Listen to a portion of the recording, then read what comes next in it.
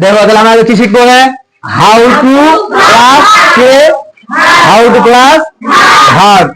How to অর্থ কি রে? কিভাবে, কি আর ভার্ব, ভার্ব মানে কি ক্রিয়া, আমাদের কি ভাষাতে ক্রিয়া ভাষাইতে হবে। এখন আমি এখানে লিখছি how to go, how to go অর্থ কি কিভাবে যেতে হবে। ওয়েট, হাউ টু মানে কি রে?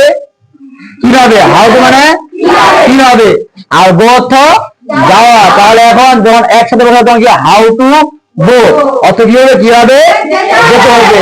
হাউ টু কাম,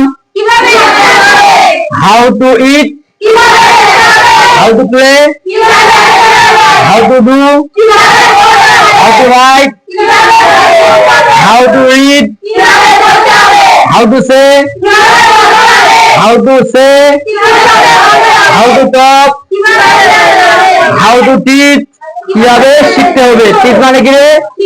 তাহলে আমরা হাউ টু দিয়ে অনেকগুলো ভাবছি, বাক্য বলতে পারবো না ইনশাআল্লাহ। তাহলে আমি একটা বললাম যে কিভাবে নাচতে হবে, ইংরেজি কি হবে? কিভাবে নাচতে হবে ইংরেজি কি বলো?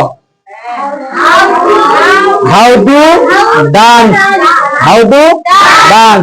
আমি বললাম যে কিভাবে শুনতে হবে ইংরেজি কি হবে? How two. আমি প্রশ্ন করলাম যে কিভাবে দেখতে হবে? How to look. আমি প্রশ্ন কিভাবে আঁকতে হবে? আমি বললাম কিভাবে যেতে হবে? আমি বললাম যে কিভাবে পড়তে হবে? আমি বললাম যে কিভাবে আঁকতে হবে? আমি বললাম যে কিভাবে খেতে হবে? আমি বললাম কিভাবে দেখতে হবে ইত্যাদি।